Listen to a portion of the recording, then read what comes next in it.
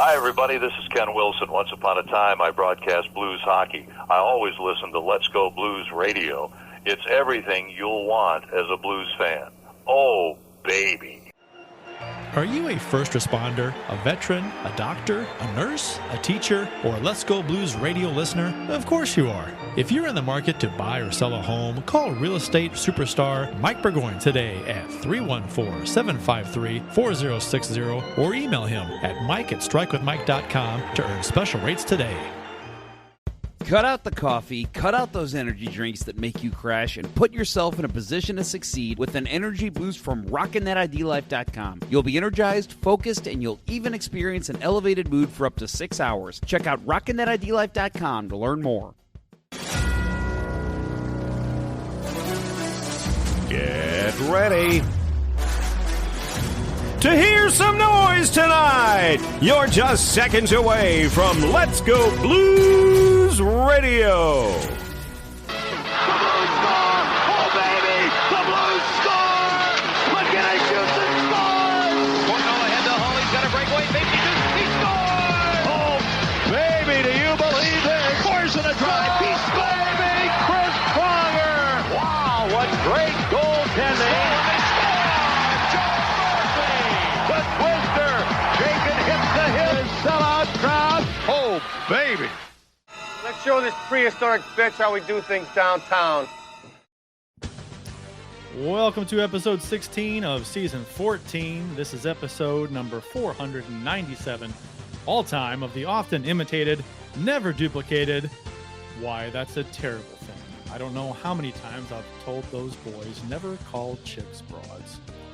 We're the original St. Louis Blues hockey podcast. Let's Go Blues Radio. To interact with the show on social media, our handle on all the socials is at LGB Radio. I am Kurt Price, my co-host for the big show as I drop my pen on the floor. Tonight is Bill Day and Jeff Ponder. The agenda for tonight's show includes discussion about Otto Stenberg is coming to the U.S. and the Blues split 2 games versus the Ducks and the Blue Jackets, and then the Blues get a massive win versus the Flames. All that and more on this latest edition, live episode of Let's Go Blues Radio. Fellas, it is like we talked about, Kadri is still a douche. Thank you, Matt. Yes, he is. Still a douche. Always will be a douche. Never will not be a douche. Yep, agree. But Jeff mentioned before the show that this is the first time in 4 shows or so that we've been on the same show. Yeah, the last time we all did a show together was when we all were at Kurt's for the Christmas Spectacular. Christmas Spectacular. How often have you guys worn your hats? Every time I went out to hit the driveway with the snowblower, popped that bad boy on, and it kept me nice and warm. I have not worn it outside. I wore it down here a couple times in the basement of my office when it got cold. I was there's a hat over here. I'm wearing it. It did the job. And I've been using the nice blanket that we got as well. Yes, the wife loves that, as well as the cats. Yeah. Did you tap your mic? Because I didn't hear anything. Yeah. I think this is what we do on the. This is what you do with live show, folks. Well, you shouldn't. Yeah, we should have done this before the show. That's on our. Instead, we were talking about all the changes in our platform. We did not do a damn bit. We didn't even go through a checklist or anything before the show started. We just went. Bill, give us a little check 1, 2. No, I refuse. Sounds so much better. There it is. I refuse.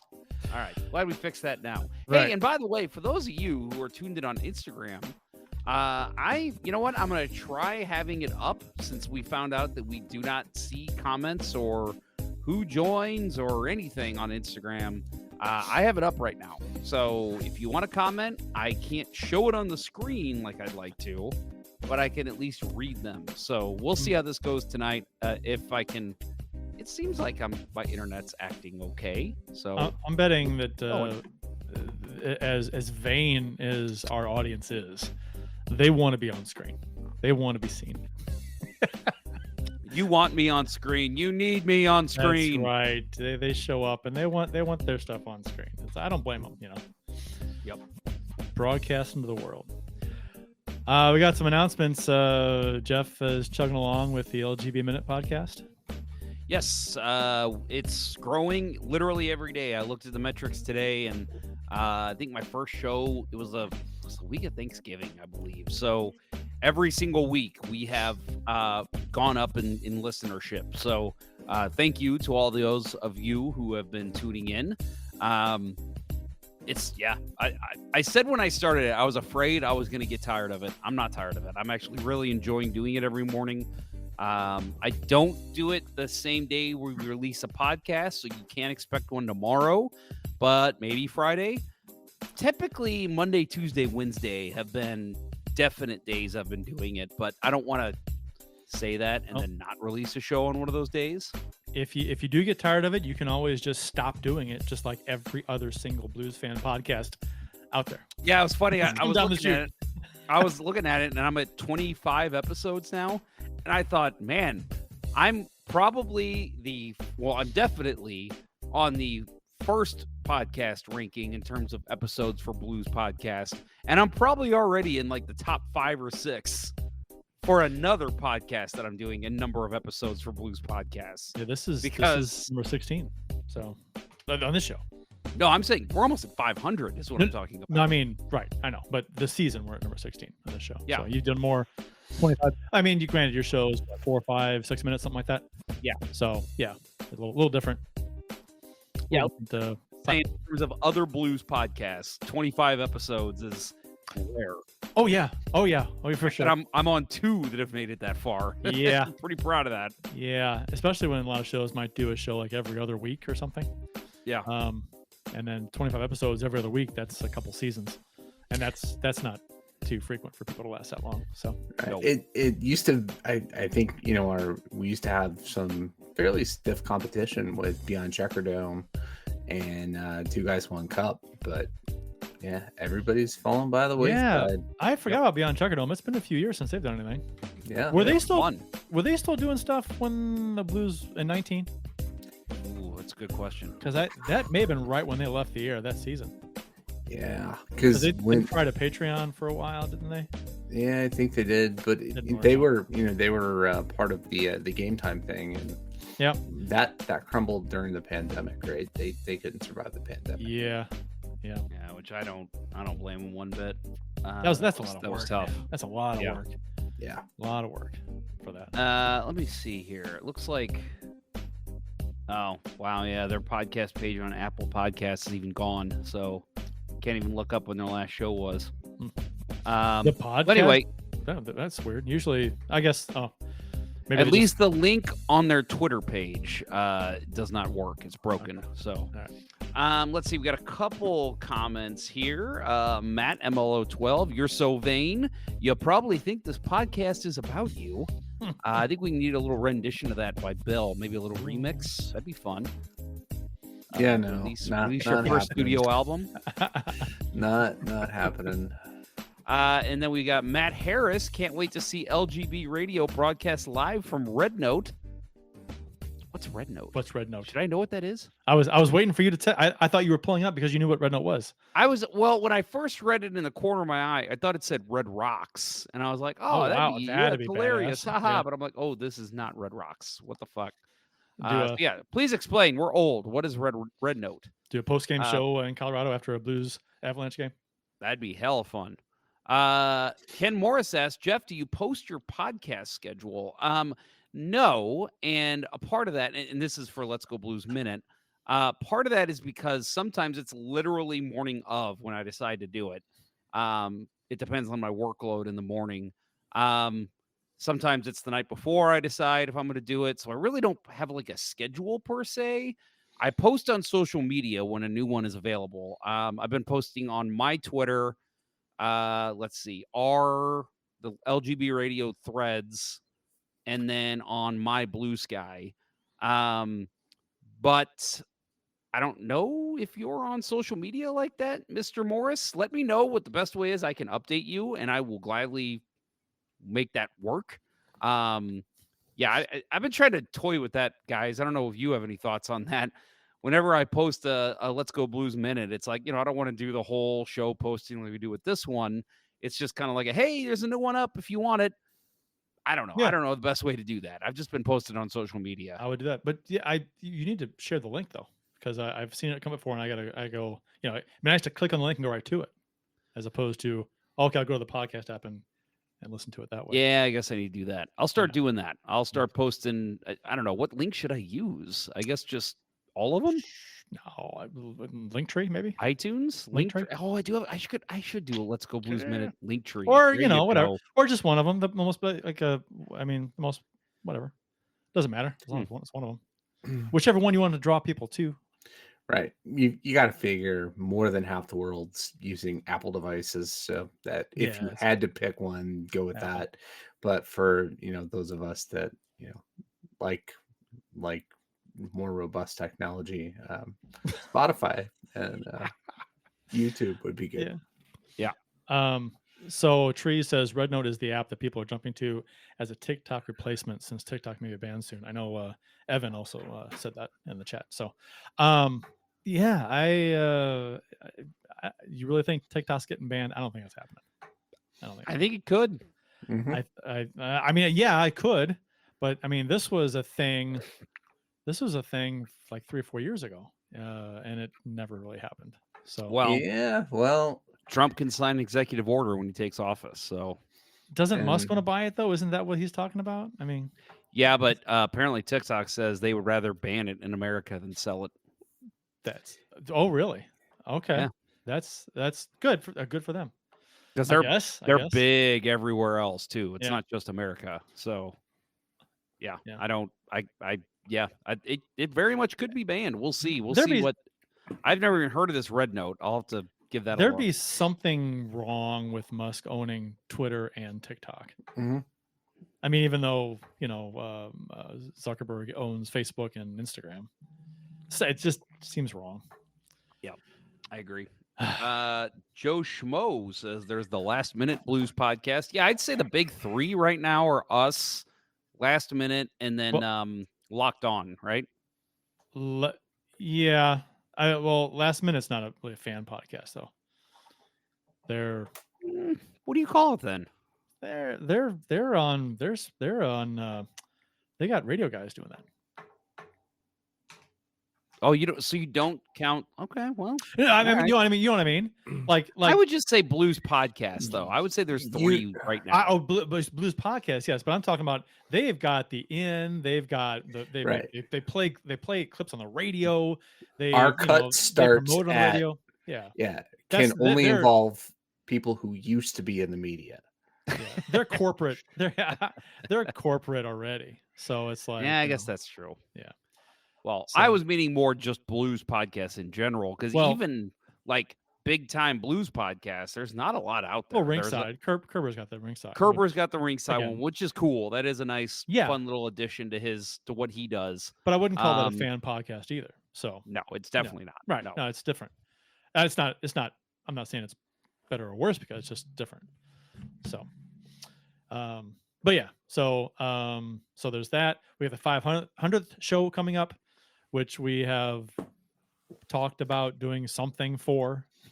We don't have anything in stone yet. Yeah, what sparked me was you guys talked about it last week when I wasn't here, and I think Kurt, you even said like we should probably do something for that, and it got me thinking. I'm like, yeah, we probably should. So because we did something for our 300th, and that was fun. But there's some things in the works. I'd say maybe in the next week we might be able to say something is happening. I'm talking to some people about potential live spots somewhere in St. Louis, so that's a possibility. I mean, we could also always just get together. Kurt's, which would be fun. We might just get a fun guest. We'll do something cool.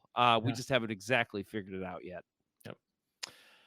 And also, I was going to throw my recommendation that we go to the former site of Blue Note Sports Bar and Grill and just have a show with our laser engraved mugs and reminisce. That's a good one. Just kind of just kind of piss on the back of the building. Yeah. What's the Is the building even still standing? I don't know. Probably not. I haven't been out there. I wonder. You know what? I mean, although he never got the kitchen up and running, so who knows if anything's there now. But as far as restaurant goes, I wonder. There's a bar real close to the site of the old arena. That could be a fun. I don't know what that is. I don't know if it's a good bar, but that could be an interesting thing to do, and kind of on the grounds of the old arena. Oh, that brew, the tap house brew. What is it called? It's a tap bar and grill. Right? The beer store. The beer store. I know it used to be the Highlander, but it's that's got a circle sign. It's part of like a complex there. You're not thinking of Modern, are you? No. So Modern's a little further down. No, I've been there. Right. Amy didn't like Amy's brother or somebody was involved with that? Brother-in-law? Oh no. Well, her brother works sometimes at Modern. Oh, okay. So, yeah. Huh. So, but that's only we had devices that we could look this stuff up. I know, right? Yeah. I just don't want to. So there's apparently some Jake Neighbors news coming at Max Local Eats. Yes. Is that what it is? Okay. Yes. Amy to the rescue. Yeah, that's Thank what it is. you. All right. And that's where we were that time we met her sister and brother-in-law there. I believe that's the same place. Jake Neighbors news coming down the pipes at 2:30 tomorrow. Do you know what it is? Is this news to you guys? I didn't share this with you. I don't know. I don't know it. I don't know it.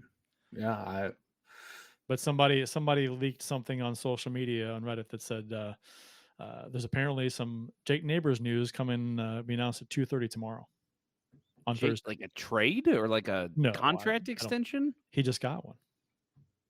So what the heck? Okay.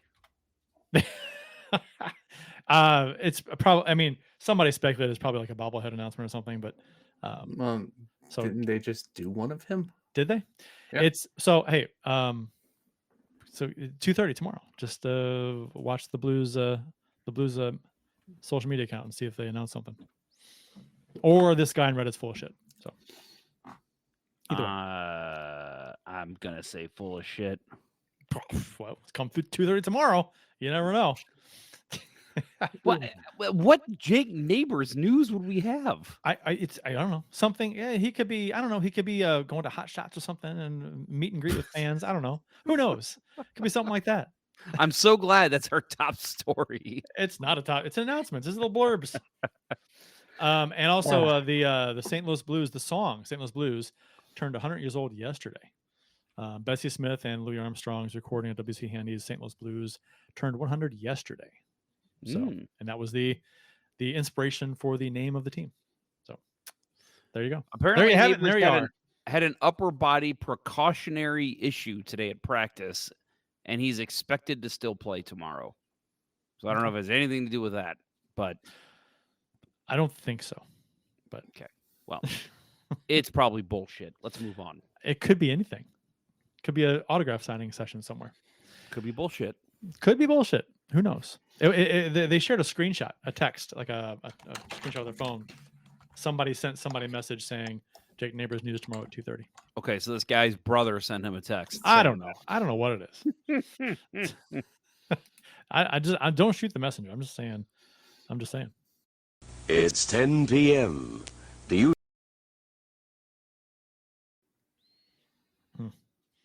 Last 2 weeks we've been on the ball with that. Yeah, even though it's only 9:59, but yeah, I know. Well, we're always our friend Chris Bray jumps in the chat here. It says, "Hi fellas, just got done skating with my son in our backyard ice rink." Yeah, he does that. That's awesome. Yeah, he does that. He and I like how he actually signs it Chris Bray because his account is JB35. I think that's his. I think he told us before. Isn't that his kid's account? Yeah. Kid's account or brother's account or something. Yeah. Well, that's awesome. And thanks for the invite, Chris. Appreciate that. You know, Joey Vitale apparently has an ice rink in his driveway again. Yeah. In Kirkland. They showed it on the Saturday night game, and John Kelly said he's my neighbor. And I haven't know. gotten an invite yet. I know, and I didn't know John Kelly lived nearby because I drive. I'll be by. You stalk them all the time. I do because Amy lives like right near there, and we'll drive by every now and then. Like, oh, that's where I saw the 15 Christmas trees in Vitaly's windows that night. I drove by. I was like, oh, good Lord, there's a Christmas tree in every single window of his huge house. But apparently John Kelly lives nearby too, so we'll have to find out where that is and just drive by. Count his Christmas trees. Right. I bet you he has less. I bet you he does. Okay. And Morris with the speculation that Jake Neighbors will be added to the Canada roster for the Four Nations. There's no way that's true. I don't think so. That'd be fun though. Can you imagine all the players that did make it? How like that would cause some online kerfuffles. Man, after teammate Robert Thomas would be pretty pissed, I think. Yeah, after Canada loses the World Juniors, and then they have news like that, they're already pissed off up there. My gosh. There's no way that's real. No. Hey, remember how we said we don't have a lot of topics and possibly this show will go by quick? No. Yeah, we haven't even gotten to beers yet, boys. Otto, right. Well, not even Otto. Official 10. Beers of episode number 497. You can follow each of us on the Untapped app. Just Jeff says J Ponder 94, mine is C Price 12, and Bill's is Billy Blue Note 33. Go ahead. It's me. Somebody. Yeah. I am not actually having a beer tonight. I'm drinking a Dr. Pepper. 23 ingredients. Felt like having a Dr. Pepper tonight, and it to match your jersey. Jersey, yes. And hey, you know what? Let's mention the jersey. This Roll Tide is from the ladies hockey team over at the Alabama University. They sent me this, and it is an awesome jersey. It's very comfortable. I do not own a college hockey jersey, so it's weird that the first one I own is Alabama, but I will. But hey, I'll take it. This is like such a unique, cool thing, and it relates back to our show. And I talked to our friend Morgan Grzbowski when it came in the mail, and she's like, "You're pretty much part of the team anyway." And I was like, "That's the greatest compliment I've ever received." So. Yes, very cool. And now I officially get to run around and yell, "Roll Tide!" What was that? What was that commercial? High Tide. High Tide. Yeah, High Tide. That was great. That was a very funny commercial. I enjoyed that quite a bit. Yeah, almost as good as the Charred Duck Oregon one. I don't think I saw that one. Although, for those of you who haven't seen the Car Shield commercials in St. Louis with Voltron and Toast Ravioli Man and Brett Hall and Randy Naughton, Jake Neighbors and Braden Shen. That's good stuff. I still haven't seen it. Oh my gosh, it's funny. I'm sure it's online, right? Somewhere? Car Shield's YouTube channel? Maybe? I don't know. It's got to be. Chris Bray, come on over. Probably big enough for 2-on-2. That's awesome. Man. Big enough for a goalie? All right, Bill, what do you got? Beer wise, I'm going back to getting rid of the old stuff, and I found a really good one in there. A nice stovepipe of barrel-aged 1050. This was canned 11/16/2018. Oh my. Yes, so 6 years and 2 months later, and it's holding its own. It's in a can, though. Don't cans hold their age better than bottles? So yeah, they do. And yeah, I'm drinking from the Bourbon County glass that I somehow wound up with at home. I have one of those. I love those. Those are nice. Those are nice, small. I like those. Yeah. So it's really holding. It's keeping the head on it pretty well. I am a fan of this. Always loved this beer. It was always hard to get. And I forgot I had it, so it was playing hard to get. It was. I don't have a beer either. I've got water and some fruit snacks.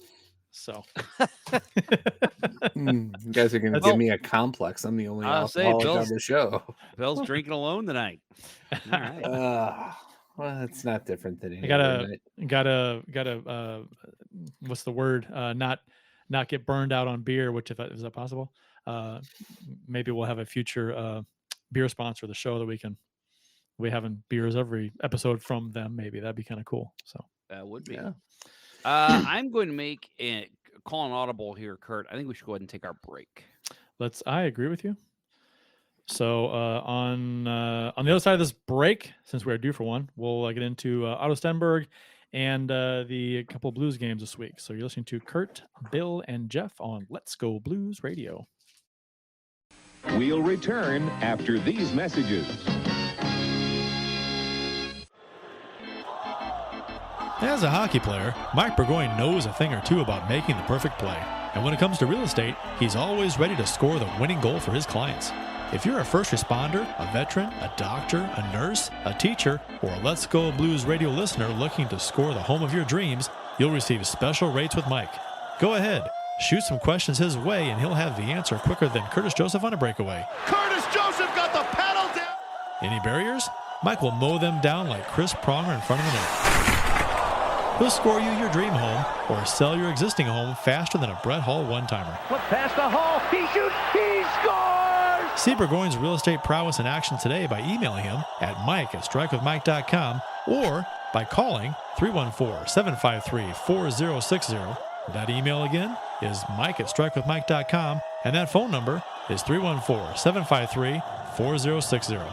Getting Mike Burgoyne on your team will be the boost your power play needs.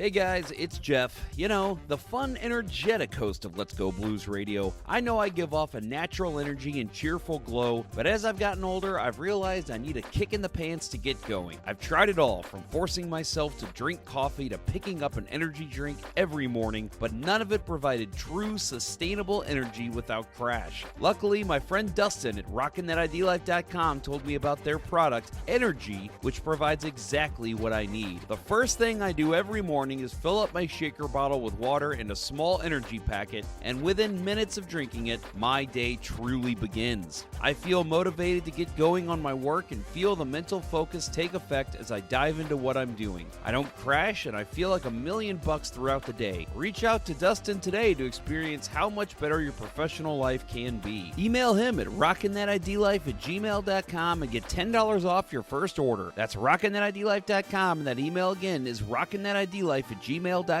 Don't let a lack of energy keep you from being who you want to be.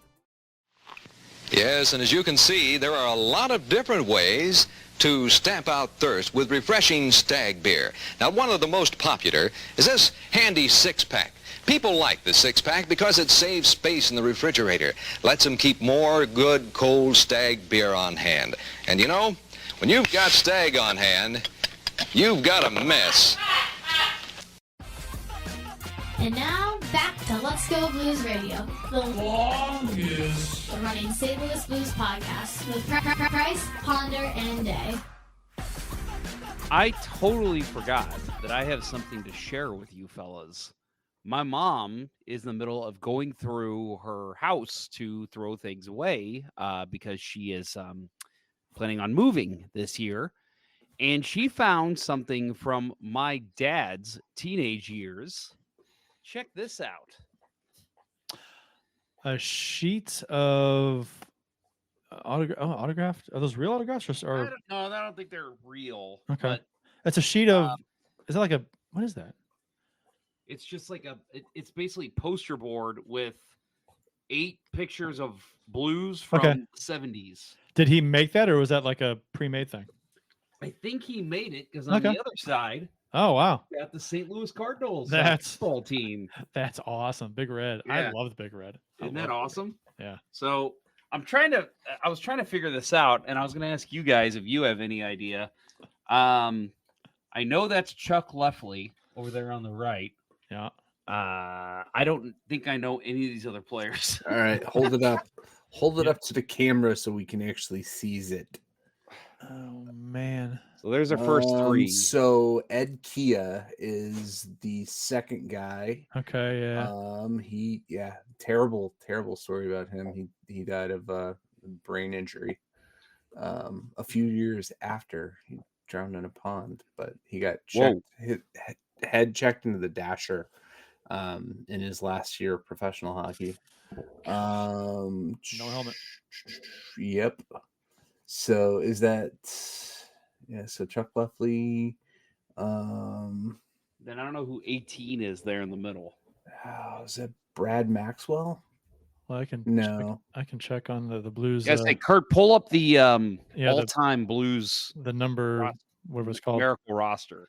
Go to the 18 there, and then trying to get this guy back. That is number 28. Sorry, I'm going to flip it for a second. Phil Roberto. So what 18? What? Let me see the signature. It's Ken Morris says Phil Roberto. Okay. That seems like what that seems to match the signature. Phil Roberto. It's me, For your 18? daddy, Roberto. That's an 8, right? 18. It's your daddy, Roberto. There's no. Sorry, I didn't get the Louisiana accent in there properly. I don't see Phil Roberto. Pat Hickey? No. That's might already be spending way too much time on this. That's in the 80s, right? Early 80s. This might be 80s. I'm not sure. No, this is 70s. Is it I say 70s? it looks like 70s to me. So 18, you got Larry Keenan, Britt Selby, Floyd Thompson, Harvey Bennett, Rick LaPointe, and then you're in the 80s. So that could be Rick LaPointe. Doesn't look like the signature though. Maybe. That looks like Rich something. Could be Rick. Rick LaPointe. Rick LaPointe. There you go. Is that what it is? And then Ed Keene, and then let's see, Ralph something. What's the number? What's the number? 28. 28. We got. Oh gosh, Frank Spring, Rick Bourbonnais, Jamie Masters. Is there a Ralph? Ralph Clausen. There it is. Yeah, Ralph Clausen. Okay. KLAS. Bottom row, real quick. I think that's a 7. So is that Red Berenson? Either Red Berenson or Gary Unger. Berenson, Unger, or Don Lawrence. It looks like 7, It's not Joe Moe. 7, 12, 4, and 20, I believe, is what this bottom row is. So, see if I can position this correctly. Let me see 7. 7 is this there. That's not. Is that? No, that's right-handed shooting number 7. What, is there an autograph? And that's not Joey Moe. No, the bottom row does not have autographs on it. Okay, so if it's that's not Gary Unger, is it? I think that's 80s. That It's not Gary Unger. Okay, if Joe Mullen, then Cliff Ronning was 86 and 91. So yeah, I so it's either Don Lawrence, maybe it's gonna be Don Lawrence. It's got to be Don Lawrence. Yeah, that sounds right. It's not Berenson or Unger, so it's got to be Lawrence. No. And then we've got, let's see, what did I say this one? I think this one's 12. Next I should do that. Our podcast audience is probably really loving this. Let's see, we got Micheletti was 12, but that's not Micheletti. Yeah, Gord Brooks, Bob Colliard. God, I don't even know. Rick Bowness. Skip that one. Rick Bowness was in 79. Joe Micheletti, 80-82. That's not Micheletti? No, I don't believe it is. Same color hair. I don't know. It might be. I'll have to look up And then pictures of is it. Ron Flockhart. No, it's too late. Is that Let's move on. Number 4, Brad Maxwell, I bet. Number 4. That'd be 80-81. Brian Maxwell. Brian Maxwell. Yeah. Could be. Or Dick Lambie, Scott Campbell. Yeah. All right. Are we good? Yep. All right.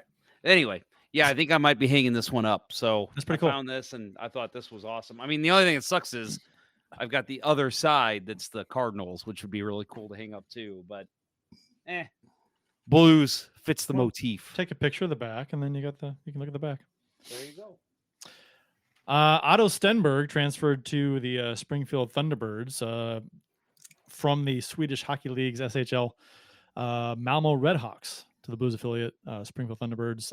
He did not play tonight. You looked that up, Jeff. So, yes, he was not in. I know he practiced. I saw pictures of him in the Thunderbirds practice jersey. But, yeah, I wonder if it's just they're going to sit him out for the first game or two, let him practice with the team, and then let him start up. Stenberg was selected by the Blues in the first round, number 25 overall in a 23 entry draft. Armstrong said, after discussions with Otto and his representatives, we agreed it is best for him to begin his pro career in North America now. We're looking forward to his continued development alongside many of our other prospects in Springfield. So he appeared in 25 games with Red Hawks this season, got 3 goals, 3 assists, 6 points, and 4 penalty minutes. You know, he was reportedly not getting a lot of playing time in the SHL. And you know, that's a league where the teams are trying to actually win games, not necessarily, you know, plug in prospects. League. Yeah, it's not a developmental league. Yeah, he's playing with men. And this is the same league that Dvorsky had the issue. The Blues and Dvorsky was pulled out of last year. Dvorsky played 10 games, no points, wasn't getting any playing time. So the Blues pulled him out and brought him over here, and he tore it up. Right. Little different story because he went to Sudbury. Right. Sudbury first. Right. But and he's played well this year. Now in the AHL. So, but you know, the Blues and the SHL pulling a couple players out last couple of years due to, I guess, teams not using the players how they teams have their own interest in the SHL, which makes sense. I mean, they're a money-making league. They're a professional league, the top league in Sweden. They're going to do everything they can to win and make money for the franchise. Stenberg was a guy that stepped in as a young man and just wasn't what they needed, so he wasn't getting the playing time. And when he was, he really wasn't impressing. And again, keep in mind, he's playing against professionals. He's not playing against young kids his age. I mean, there's a couple other ones floating out there. But, yeah, so originally he was on what's the number one team over there for Frölunda. They loaned him to Malmo thinking, Malmo will give him more playing time. And Malmo was like, nope, this ain't working for us either. And I'm not saying that to shit on Stenberg. I think it's literally what you just said about Dvorsky. I think it's just they want to play guys they know are going to get them wins now. They don't care. Well, if we develop him, he's going to be great in 3 years. They don't give a shit about that because he's not going to be there in 3 years. Right. So now that he's in Springfield, we're going to see he's not going to light it up like Dvorsky, I don't think, but he's going to be a much bigger contributor in Springfield because the Blues kind of have they don't own the Thunderbirds, but Thunderbirds have the Blues' best wishes in mind as they develop players as well. So he's going to get more playing time, and I think we'll see him start racking up some points. Did the Thunderbirds have to make a move to bring him in? Dean is not playing right now, so he hasn't been playing. He's hurt, so I don't know if that was part of this or not. He hasn't played since the first week of the season. Right, Dean and somebody else. Alexandrov, I think, is hurt too. Might be. So I don't know if Dean has been out for a while, and I can't remember if Alexandrov was hurt recently or not, and this is kind of part of that. But I'm not even sure what the rules are with AHL teams and as far as being a developmental league, whether or not they're given flexibility with the roster sizes. I don't think they are. I think they have to send people down to the ECHL. I mean, that makes sense. That makes sense. Yeah. Because, you got to fill those rosters out, too. Right. Now, ECHL, I don't know what their rules are, because is there a league under the ECHL? I mean, I know there is, but they're not affiliated with any NHL teams. Mighty Mites? Yeah. Senior A whale shit hockey. Yes. All right. So we'll, hopefully he develops more along the lines of how the Blues wanted to over here. So, yeah, I mean, are you guys somewhat surprised we haven't seen Dvorsky up here yet? No. I kind of am. I thought by now, especially with in the Fowler trade, I keep going back to that because it's still his first year at Springfield. They filled a need with Fowler, and I thought your biggest need has still not been filled. Are you at least going to let this guy audition to see what he can do? No. And they haven't done that yet, which I'm not saying they're wrong. I've been a little surprised. I thought they would at least give him a little cup of coffee. Like, He's a come it's up, just- play 2-3 games, we'll send you back he's down. He's only played 30 games for Springfield, so Right. He's only played 30 games, and every night we're making decisions to sit two guys, right? Yeah. So if somebody were to get injured, probably two guys get injured, I would like to hear his name as the first call up, but I'm not upset. I'm not surprised. Depending on who the spot is they need to fill, like if it's a Neighbors versus a Walker, I think they might give a look at Silvergard too. From what I hear in Springfield, that dude's been tearing it up and looks great. So, and I know he signed with the Blues because he had options, and I think he picked the Blues because he's like, that's probably my best path to the NHL as opposed to the other teams that are interested in me. So I could see him getting a call up too. He's looked pretty good. The Blues took on the Anaheim Ducks. What day was this? A week ago? 5 days ago? This was last Thursday. Last Thursday. 6 days ago. Yeah, rocked the Ducks 6-2. Montgomery before this game said that I hope everyone has cabin fever from being snowed in for 3 to 4 days with the ice storm. The Blues are going to be ready to rock tonight. My ask for our fans tonight is be ready to rock from puck drop. This was the Cam Fowler's ceremony before the game where he got a truckload of stuff. Yeah, that was. Have you guys seen a ceremony like that before, where not both with that much teams are stuff. involved? No, I loved it. That was cool.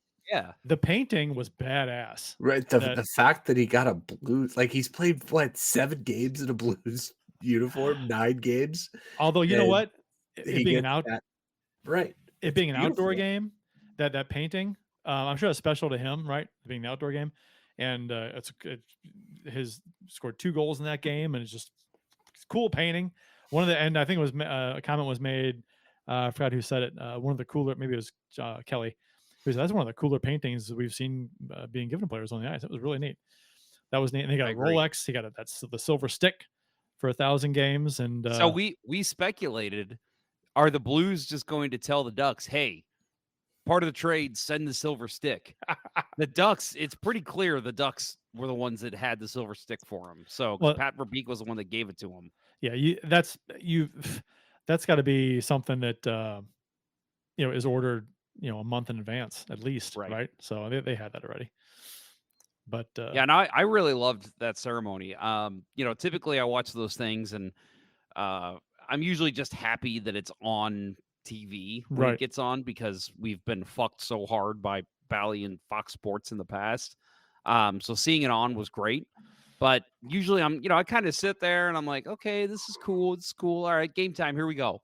Like, I was really relishing every minute of that. I thought that was such a unique situation with having both teams so involved. Like, he took a picture with the Ducks captains, the Blues captains. Like you guys said, he got so much shit given to him.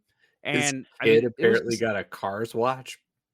Yeah, which I thought that was hilarious, because the wife got one too, and then they gave one to the kid. And I'm like, that is really cool. So it's just a really cool ceremony. I loved watching that. And how neat was it that the game after, or the first home game after his 1,000th was against the Ducks? I was like, that's not true. It wasn't the first home game? They played the Oilers. No, they played the Oilers in between. I'm sorry, the Senators in between. So it was the second home game. Yeah. Because I was at the Senators game. Still, the Ducks were like, it was right there. Right after. Ducks. Yeah. So that was. Yeah, I had. So when I was at the game with some friends, one of them asked me, why didn't they do a ceremony for Fowler? And I was like, because they've got the Ducks coming in next week. Why would you waste that against the Senators? Yeah, no kidding. Yeah, nobody cares about the Senators. So Blues ran away with this one. This game was watching this game. 6-2 Blues. A bunch of Blues had a couple points each. It was scoring was spread out, but and the deserved to win meter was 67.4% for the Blues, 32.7% for the Ducks. Blues owned this game, but watching this game, it's like, how are the Ducks hovering on 500? They were awful in this game. It was a terrible team. Yeah, they looked like an AHL team. I mean, just the god awful defending, Goaltending, Dostal was pretty awful, giving up terrible rebounds. Yeah, that was bad. Gibson was good. Yeah, I 12-12. Didn't give up anything. Yeah, 12 for 12, and I don't know. It's their D just looked terrible, and Dostal, who was off his angle all night, and just kept giving up terrible rebounds right around the net. Yeah, I said on the Let's Go Blues Minute after this game, I'm like, after Montgomery's comments, why the hell did I decide to start Dostal? Like in my fantasy league, I was like, I even thought it right after. I'm like, maybe I should sit Dostal. But I'm like, he's the head coach. He's just like hyping his team up. And then I'm like, what was it? 3 goals in the first 3:55, and it was just god damn it. Do you know what? Yay, but god damn it.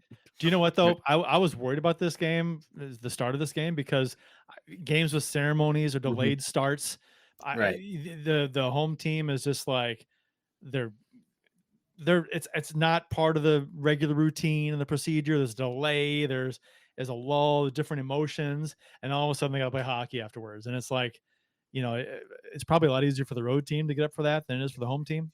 So, except in this scenario, right? That it's the guy that was like the emotional leader of that Ducks locker room for years. So that evened it out, I think. Well, and I thought it was crazy too how, it's an emotional moment, and Cam Fowler started the game. It was like, here's all this great shit you're getting, and like you're seeing all your old friends. They're all here with you on the ice. And then there's a game to play and you're going to start. Right. Like, I was like, damn, this would be kind of hard to like switch gears that quickly for Cam Fowler. Got to start him though. You can't sit him. I love game. You got to start him. I love Joe Schmo's comment. Fowler was like a kid whose parents split up right before his birthday. Yep. I was going to say that's our comment of the show right there. Very nice. Got everything. Yeah, that's yeah, the prizes just kept on coming. It was like he won both showcases on. I told my daughter it was like he won both showcases on The Price is Right. He got it with it $100. Is it $100? It's $250 now. $250. It was $100 back in the Barker era. It was $100, and now it's $250. I think it's $250. It's more anyway. So yeah, if you look at the heat map where the scoring chances is ridiculous, it was just it was a laugher game. So. This was a nice opportunity. The Blues played well against Anaheim, coming against now the Blue Jackets, the revenge game from a couple of games prior, and they couldn't beat the Blue Jackets again. And Montgomery came out with the same vigor, and because he made the comment about the jukebox heroes, the Blues, the jukebox heroes tonight, and it was like, okay, here we go again, and it's like. Well, I don't know. Obviously, he's not going to do that every game, but you're thinking they just had a big win. Here's another big win against the Blue Jackets. That was not the case. Yeah, I will say that I'm grateful that Jukebox Hero is not going to be this year's Gloria. Yeah, I agree. No kidding. I thought the Blues played really well. Greaves was amazing. Yeah. And that he won that game for them. Right. It's what his like less than 10 career NHL starts or something like that. 15. 15. He has 15. 2 wins against the Blues. Yeah, 5 this year. Very convincing wins against the Blues. I mean, he played really well. What's the difference? Yeah, I thought it's the same thing. I thought the Blues had a lot of the same drive we saw in the Anaheim game, but they just could not solve what I called him earlier tonight, Ryan Greaves. Jet Greaves played very, very well. I'm surprised you didn't say Brian Reeves. Brian Reeves. Brian Greaves. Like he's from Youth League hockey. You're right. Nice. But the deserved to win meter was very similar to this game than it was in Anaheim, although I didn't think it was that lopsided. Watching the game, but the Blues deserve better in this game. Greaves just stole it. As far as that goes, wins and losses aside, the Blues are playing some pretty good hockey right now, for the most part. And it's like when they do lose, it's because of a soft goal or a mistake that just ends up in the back of the net, and it's just like. And they played fairly well otherwise. And that one mistake just burns them, stands out. So well, it's and the one goal they score, which 10 seconds left, was a really nice goal. It was like they set it up perfectly on the power play, and Parayko was right where he needed to be for that rebound, popped it past Greaves, and it was just like if they could have done this even 20 seconds earlier, I would have had belief. Like there's a chance they still come tie this, but they came too late. They had a chance too, with Right. with They a couple did the seconds right to thing, go. right? They got it in, they got it deep, they got it below him, and And they got it towards the net. So I mean, it right. was And he held the post. Yeah, just frustrating. I used to not give a shit about Columbus at all. They were irrelevant to me for the most part because they've never done anything. They upset Tampa Bay that one year in the first round. That was it. But apparently we can't beat them now. We've lost 4 straight games to Columbus. And I think they whooped our ass in the preseason too. If I remember correctly. So I officially hate them now. I used to not get up for the Blue Jackets games at all, but next year, bring them the fuck on. I can't wait to beat this team next year. Right. That the game in Columbus, we really lost to their top line, right? They dominated that game. Goaltending wasn't good on either side in that game, but in this game, the story really was Jack Greaves. And I mean, it was the young guys that scored for them too. It was Fantilli and Sillinger. Right. And Del Bell Belouz with an assist, by the way. I was like, that is my new favorite name in the NHL. Luca Del Bell Belouz. Del Boca Vista. Is he a defenseman? What is he? He's a forward. He's a forward. Okay. Come on, Ponder. I wish Del that Boca we Vista could have reference from Seinfeld. We got it. We're just moving past it. I want some acknowledgement of the joke. God damn it. I would love to see. I wish he played defense because then we could see a pairing of Luca Del Bell Belouz and Bubba Baronswig. Remember that guy? Mm-hmm. Oh my god. Or Jean-Luc Grandpierre. Yes. The big guys with like 7 names. The Blues outshot the Blue Jackets in the third period 15-4. So they brought it. They brung it in the third. They brought it, and Jet Greaves, man, and he's a smaller guy, right? I didn't realize this is. I don't think I watched the game they played last year, but he's a smaller stature guy. I think even smaller than at least he appeared smaller than UC Saros. But he had all of his angles, his flexibility. Some of those kick saves that he made were just incredible. And just undrafted as well. Younger guy comes in. He's 23. Trying to find. Here we go. How many times have the Blues had problems with goalies like this? Yeah, the goalies haven't played many games. Undrafted, unknowns, and they can't fucking beat him. He's been featured a few times in In Goal magazine. They've done some pieces with him, and I'm like, who is this guy? And seeing that game, I'm like, man, I don't know.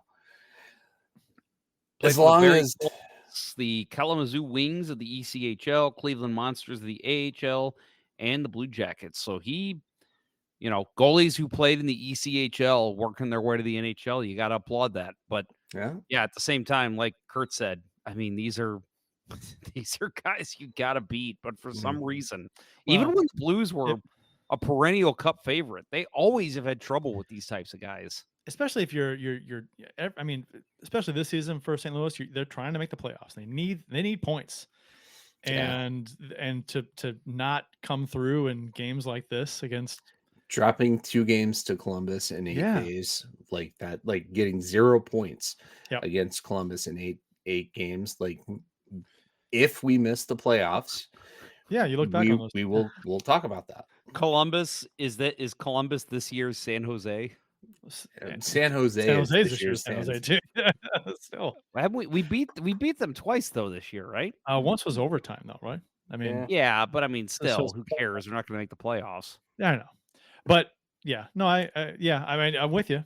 Although Columbus is holding down a playoff spot right now, so right. They're like I said last week's show, I'm super proud of Columbus for having such a good year after that terrible offseason they went through.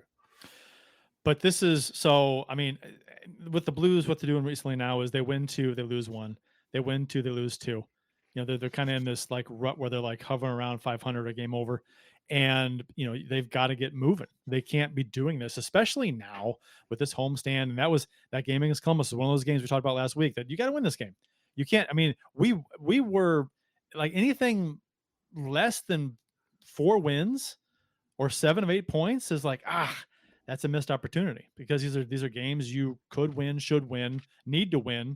You know, against teams. If you're going to be a playoff team, you got to beat these fringe playoff teams and the teams that are just above you or just below you.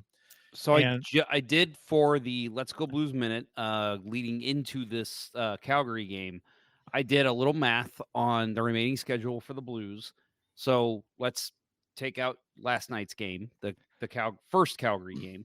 They now have 37 games remaining, only 6 against the East. For those of you who are like, why do the Blues keep playing East teams? Well, you've only got 6 left now, which is a beauty. They have 31 games against the West and 17 against the Central. And looking at teams that they're likely fighting for playoff positioning with, I have it as the Stars, Oilers, Kings, Avalanche, Flames, Canucks, and Utah Coyotes. They have 17 games left against those people, those teams. They have 40. They have 30. They have 42 games played right now. So before last night's game, they have 39 games left. Is that right? Yeah, because they have. Well, I'm sorry, they have 41 games left because they have 40 games left today. 82 game season. Is that right? 42 games played. That's what. How did I fuck that math up? Unless like last week, I've got an old version of the standings up. I refreshed it. 42 games played, right? Oh, I got 45. That is wrong. I've got 45 games I'm refreshing this goddamn screen. It's not giving me the proper. I just did it again. Why is it not? I don't know how that happens to you. Oh my god. So yeah, I should be right then. 37 games left. So 31 against the West, 17 against the Central, and then 17 against teams they're fighting for playoff positioning with, which to me, and you guys can tell me I'm crazy if you want, that to me says they kind of still control their own destiny here. If they get their business done against those teams that they're battling for playoff positioning and against other West teams, they could easily make the playoffs. Every single night they get 2 points. They could be leapfrogging a team pretty much right now. So, yeah, I'm with you. It's like you got to start taking care of business now. Right. This is your playoff push. And especially the teams we're playing, because Calgary, we're 5 points going into last night's game, 5 points ahead. So the Blues, if they lose last night and lose on Thursday, they're 9 points behind Calgary, and Calgary's got 2 games in hand, and that's a possibility of 13 points down on Calgary. You're like, that's rough, right? Yeah. It's just visually, it's a huge hill to climb. Even though you mentioned they keep stringing 2 wins and a loss, and then 2 losses and a win. They still have not won 3 games in a row. Right. And that's crazy. I mean, I'm surprised their record is. I'm surprised they're over 500 that they can't win 3 in a row. To be honest, that just shows that they haven't lost too many in a row either. I feel like it's harder to do to be at 500 or above and not have won 3 games in a row at any point. How many times? 7 times they've won 2 in a row, and they have not been won 3 in a row. Shit. So, but hopefully. Have you guys seen what's happened in Detroit since the coaching change? Like 7 in a row.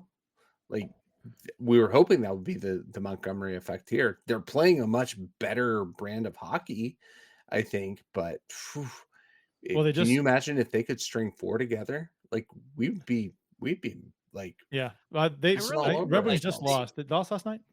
I feel like if they just went on like a 5 to 6 game streak, like I agree. I know that's asking a lot.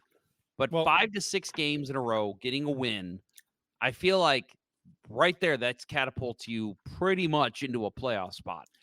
You just got to do it, and they can't seem to bust that hump. Vancouver is falling like a rock. There was an article written, I forgot what the site, that they said they're going to be sellers at the deadline. Just they're not playing well.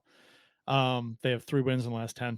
Well, and they got locker room problems too. Yeah, apparently. locker room problems. Utah, who is, I mean, and we're sort of chasing Vancouver. We're 5 points behind them with 2 more games played, but they're playing poorly. So whatever. Utah is right behind us, 3 points behind us with 2 games in hand, and we play them on Saturday. So after we play Calgary on Thursday, if we do win against Calgary on Thursday, it'd be a huge game against Utah on Saturday to win 3 in a row because they're behind us, right behind us. So I mean, these are big games with teams right around you in the standings that you have to win. Right, so, and Utah is another team that we just have not been able to beat, and they're playing poorly too. Yeah, right now. Yeah, they lost to Montreal last night. They've lost 2 in a row. They're 2-7-1 in the last 10.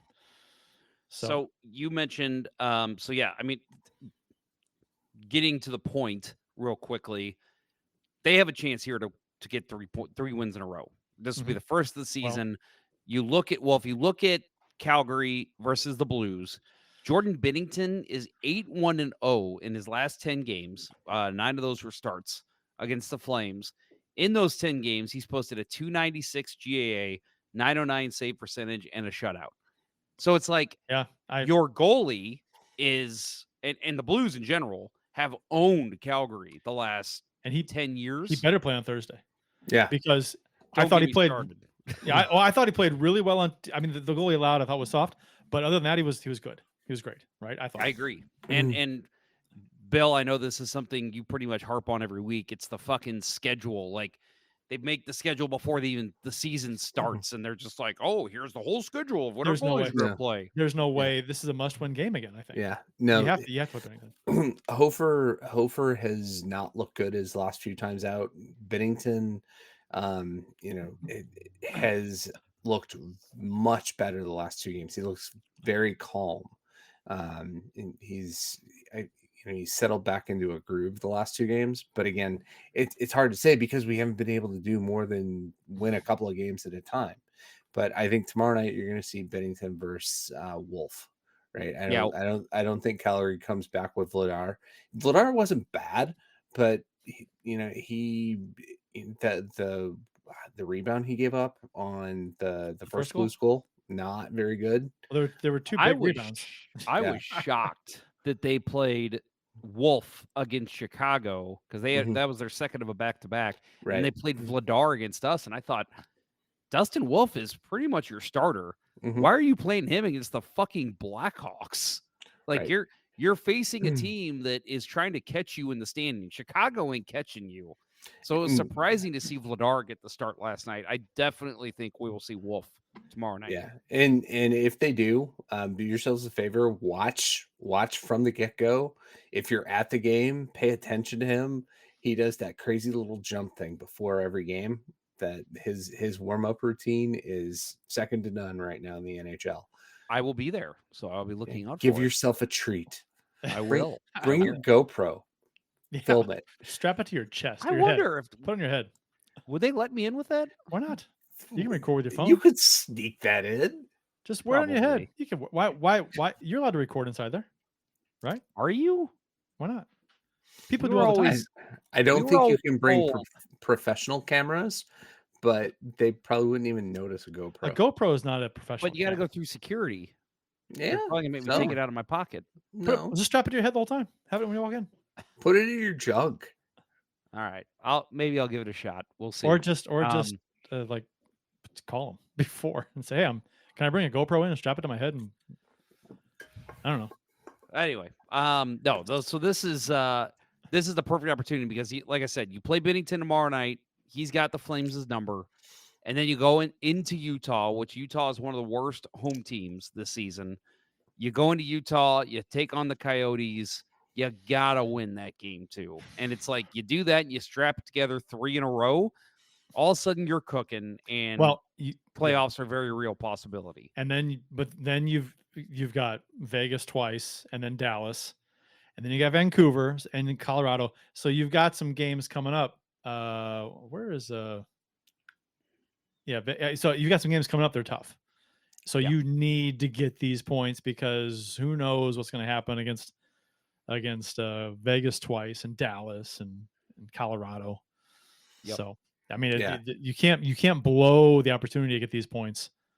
Right. I think at this point, as far as the Blues goaltending goes, you ride Binnington until he gives up 4 goals in a game. Right. Hofer's not having the same year he had last year. If the Blues lose tomorrow night, maybe you go Hofer, but I think it's only if you lose with Binnington giving up 4 goals. I just don't. I know that we've harped on this a million times. I feel like this season more than others, I've really not understand the goalie scheduling because it's like Hofer will have a pretty good game, and then he doesn't play the next game, and then same with Binnington. It's like Binnington will have a great game. The Red Wings, he gets the shutout against the Red Wings, and then the next game they start Hofer, and I'm like, what are you doing? Binnington starts tomorrow. I'd be shocked if he doesn't, and I bet you Hofer starts on Saturday against Utah. Yeah, because I think Binnington's going to play the next 3 against Vegas, and Dallas. Right, and then you go back to Hofer against Vancouver, maybe. But you're starting Binnington 3 out of 4. I think at this point, I'm with Bill. I think you ride Binnington. He's your starter. Right. But they won't do that though. I know that, but I'm saying they should. Yeah, I agree with you, but I think Hofer plays on Saturday. Right. If there's any thought that you have to manage Binnington's minutes going into the 4 Nations because he's been projected to be the starter for Canada, Sam Mountain Bowl is playing pretty damn good hockey right now, so they can, Armstrong will have enough influence over those decisions that you split them, right? It's not going to be like the World Juniors where if Canada loses, it's the end of the world. I think you're going to see both those guys in that tournament. So if that's even a consideration, throw it out the window. I don't even think, and maybe I'm overstepping what Armstrong thinks of the 4 Nations. If I'm Doug Armstrong, I do not give a shit. I'm saying I want my Blues to play well. Fuck yeah. Montgomery, play him as much as possible. And if he's run down by the 4 Nations, I just will tell whoever the head coach is, hey, don't play my guy Binnington every game. Right. Like, to me, 4 Nations is an afterthought to what you do in the season. Well, last night the Blues did beat the Flames 2-1. So Binnington versus Vladar. I thought I liked both goalies in this game. We talked about that, but to be honest, this game to me wasn't an exciting game at all. First 2 periods, I thought. Really? I thought that it was close. Don't be wrong. It was a close game. I thought it was there weren't a ton of great chances. I didn't think. There wasn't a lot of end-to-end stuff. I thought the game was kind of played safe a little bit by both teams. But until the third period. The third period came along, and then you're okay. We're getting it's a 1-goal game, third period, and then Calgary ties it, and then all of a sudden we got a close game, and then it's on. I'll admit, I saw a lot of people agreeing with your sentiment this morning, and I was surprised because I really enjoyed this game. I thought it was a fun. Yes, it wasn't back and forth. It didn't have a ton of scoring chances, but I don't know. Maybe it's just because the Blues scored early, which was exciting, and maybe it's just because it's like you're battling Calgary for playoff positioning. So I don't know. I enjoyed this game a lot. Well, they didn't. And I agree they scored early. Third period. Holy shit! Well, that was a fun period. They scored within the first minute, and then they didn't score again for 50 minutes or whatever it is. Ever. So yeah. So I mean, there was a goal right off the bat, and then nothing as far as production from the Blues goes, and nothing from Calgary until the third period. So don't get me wrong. I'm not saying that I need goals for a game to be exciting. That's not the case at all. I love goaltender duels and things, but I didn't really see a big goaltender duel, even though both goalies played well. There weren't a lot of amazing saves. It was just, it was fine. It was a hockey game. Nothing really stood out in the first 2 periods too much for me. It was super tight checking, right? Yeah, No, it was a safe game, chess game. Yeah, yeah. It was a battle of attrition. It felt, at times it felt like a playoff game, and I think that's, I think I enjoyed it the same way Ponder did. Like, this is the kind of game you have to be able to battle through to win. Oh, I agree. Right. And I thought it was lacking intensity in the first two periods. I didn't think it had that. I understand that. Yeah. I think you're going to see a different game tomorrow night. Yeah. With it being back to back, same team. I don't know. Tell me I'm wrong. The NHL needs to do this more often. Oh, for sure. I think especially with teams from the other division within the West, put us against them back to back every fucking time and play them only twice. Do back to back, one at home, one away, and that way you got a little bit of tenacity in that second game. Oh, you'll get a lot more intensity in the second game for sure. I fully expect Calgary to come out and with a chip on their shoulder in the second. They don't want the Blues to get within 1 point of them in the standings.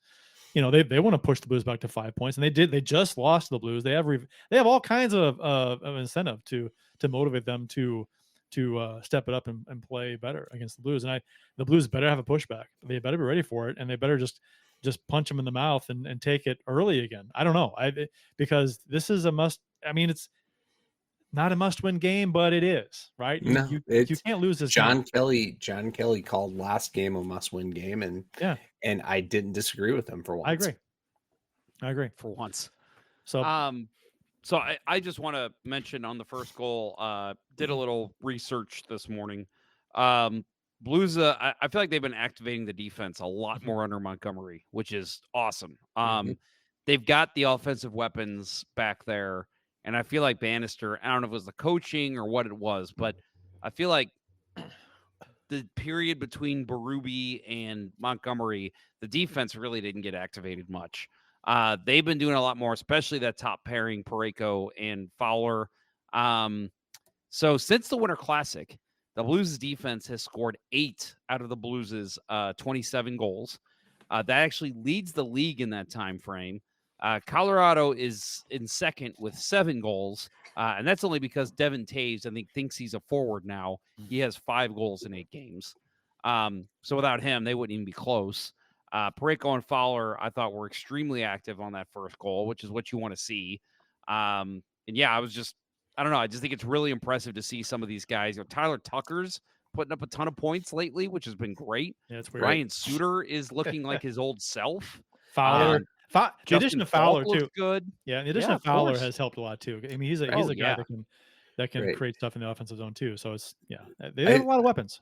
I think the addition of Fowler, what that did, that's probably been like the most under the radar part of that is it's given the Blues balance. And we're not running Ryan Suter out there 26 minutes a game. Right. And we're able to work Tyler Tucker into where he can be successful. And Ken in the chat asked Tucker or Perunovich tomorrow night. It's got to be Tucker because he's got 2 goals and, a goal and a great setup in the Calgary game for the winner. As much as we've, denigrated him, on this show, right now he's playing a damn good brand of hockey, and I think he'll be in there for the foreseeable future.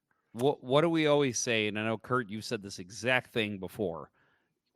I want to be proven wrong when I'm naysaying a Blues player. Yeah. Like when Jake Allen was going through his shit every January, I was like, prove me wrong, Jake. Prove me wrong. Yeah. And Tyler Tucker is proving us wrong right now. His speed, obviously, at this point in his career is not going to change, but I feel like he has really developed his ability to keep guys to the outside, not try to win foot races, but be better positionally to keep guys outside. And like you said, Bill, offensively, he's been contributing. So I think you got to stick with Tucker. Surprising instincts in the offensive zone. That on the game-winning goal last night, that to be able to have the presence of mind to know that you're going to have a guy mid-slot that all you have to do is throw it at him and he's going to get a stick on it. Like that shows some savvy. And, it's go back to the Ducks game, the goal he scored there, very similar situation, just rolling the wrist shot from the point. He in the Ducks game, he used a screen to beat Dostal. And in the Flames game, Foxa was standing there for the high slot redirect that, maybe Vladar should have that, but it's tough. You've got almost a double screen. And Tucker read the play well. Tucker has a goal and assist in his last 3 games. So yeah, that's I can't imagine him not starting. Even though I think Perunovic should be starting more, generally speaking, but Tucker's playing well, and he was playing well in Springfield. That's why he was called up. Mm-hmm. So and I was like, oh, prove it to me, because last we saw him up here, he wasn't great. So Big Beaver says he gets in better position, but he still finds himself in the box at sometimes the most unnecessary times. Yeah, I see that. And I think part of his reputation, I think he's gotten a couple calls that have gone against him that have just been kind of like, he's got 3 minors in the last 9 games. 2 of them are fighting majors too, though. He's got. Yep. So. And I'm with Joe Schmo here too. Tucker's been making nice outlets lately. He made, God, I can't remember what game that was. He looked like Chris Pronger. We talked about it last week. Yeah. Yes. Yeah, we talked about last week. He made the step behind his net and then put his body and put his weight into the pass. It was right on the tape. And it was just, is that fucking Chris Pronger? Like, that was a beautiful play. Yeah, that was to Sundqvist. That was the was it Tucker to Sundqvist to? It was Tucker to Bolduc to Sundqvist. It was and Neighbors scored the. Okay, was that the first Columbus game? No, it was a home game, I thought. Well, whatever. Doesn't matter. So go back and watch last week's show. We talked about it. All right, everybody, wait a minute. I'm going to go watch an 1.5-hour episode of Let's Go Blues Radio. No, but that was to get people to go back and watch. Oh, yeah, you all do that. I'm not doing that shit. But that first goal that Parayko scored 49 seconds into the game, he shoots the puck initially, pass off pad, not trying to score. He's got guys crashing that. He's trying to throw it on net. Big rebound, far side. Fowler takes a quick shot. Rebound right back out to Parayko near side, with goalie sliding across, and looked like Kadri tried to block the shot with this, reach out with the stick and block it. Might have got a piece of it, and it kind of just flutters goofily. You can't shoot that puck anymore in the corner than he did. Yeah. It hits corner bar and in. Might have been screened too on the play. With barely sliding across, maybe barely goes across the line too. Comes in. He just tucked it right there. No, you can't put it any more in the corner than he did. Right. It's the definition of a scramble play, right? The Blues are creating chaos in front of the net, shooting the puck, getting the puck to the net, and generating rebounds. And that's been a huge part. Like we talked about, the only goal that was scored in the Columbus game was a rebound goal. Go back to the Anaheim game, rebound goals. And that's what this was. And perfect snipe. Like the Calgary feed last night, go check that out. They were impressed. Every time I watch, Button, unfortunately. Every time I watch a Canadian broadcast of a Blues game, they rave about Parayko and they say, like, one of the most underrated defensemen.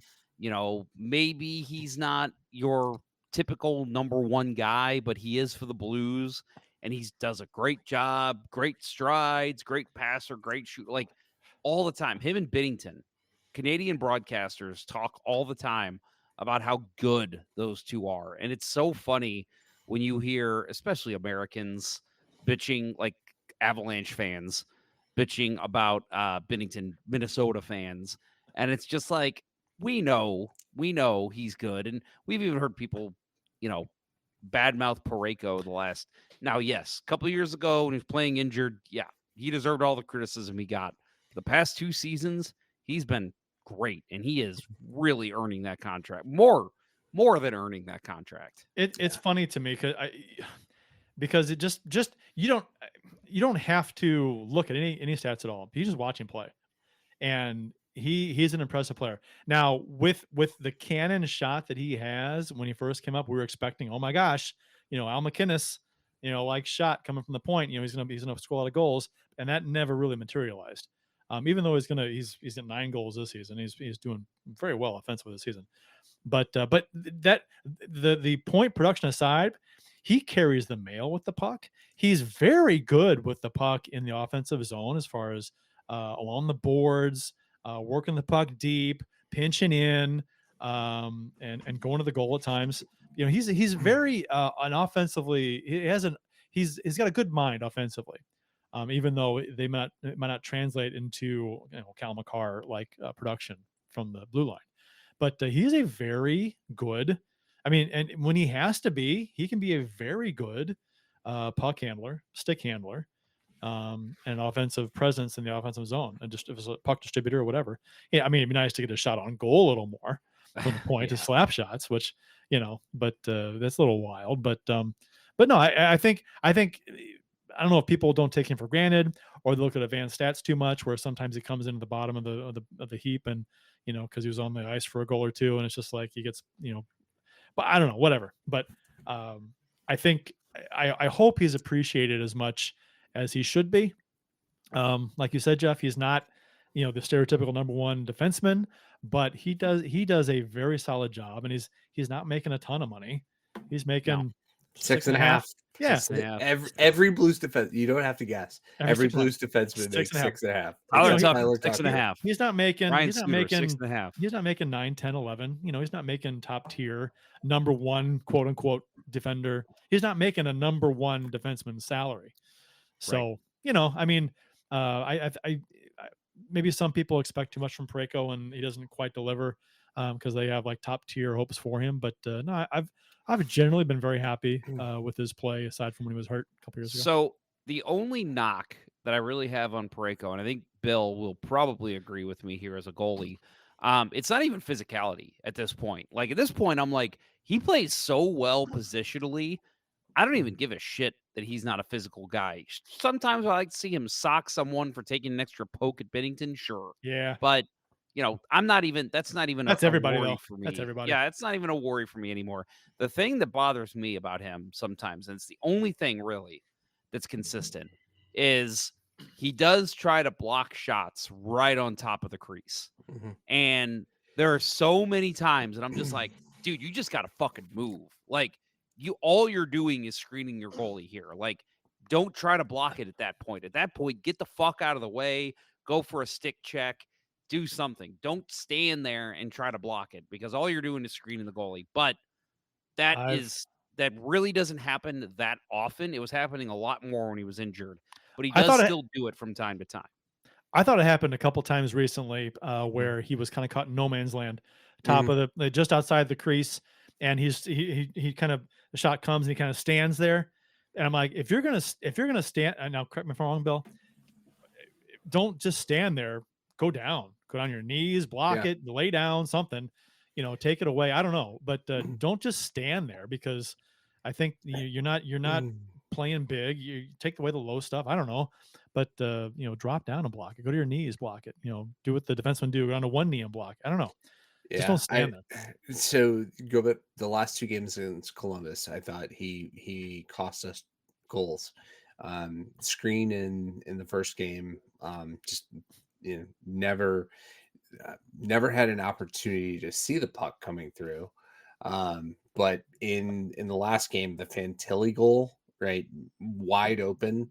Like I kind of want to challenge Jeff on positioning. What you said before about positionally, he's been very sound. I think he runs around. Like when he gets anxious, he starts running around, gets out of position, and gets crossed up with his D partner. And I think that's what happened on that Fantilli goal, right? Fantilli was wide open, when Marchenko made the play through, and like the 2 Blues defensemen, Parayko and I think it was Fowler, were stacked right on top of each other instead of covering either side of the crease, and led to the wide open chance for Fantilli. Um, Yeah, but I'm yeah, watching that right now. I think that with Parayko, I don't think he will go down to block shots because he wants to be able to escape the zone as quickly as possible. Right. Yeah. And when you go down to block shots, you can't do that. You don't have that explosive first stride. But Yeah, I'm with you on that goal specifically. I don't know what the fuck he was doing. right. And 'Cause that's there the thing. was He a Blues glitches. forward. There was a Blues forward who'd step back to cover Fantilli, but then Parayko kind of steps into him. Who is that? I'm not sure who that was. Might have been Thomas. But yeah, they both get crossed up, which is why Fantilli gets left alone. And it's like, well, what the fuck are you doing? Let your forward take him if he's already got him. Yeah, so Parayko's just like he will glitch from time to time and just loot like that momentary like, oh, I'm gonna take an extra step to the corner. Oh, now the front of the net's wide open, right? Yeah. Cam Fowler's already there. You don't need to be there. So his game still has room for improvement, but yeah, he's definitely the leader on this Blues defense. Yep. And like who said it? It's, Joe Schmo. Parayko's finally carrying the mail like I've hoped he would for years. That's true. It's a true statement, but he also will still glitch from time to time. Yeah, and let's be honest here, Bill. I mean, at this point, compared to where we were at 2 years ago, 3 years ago, 4 years ago, we were to a certain extent, we are looking for holes in his game. Mm-hmm. Whereas 2-3 years ago, it was like, why the fuck is this guy even playing half the time? He looks awful. How many times did we say if his back is fucked up, have surgery, take the season off, get better? Yep. Right?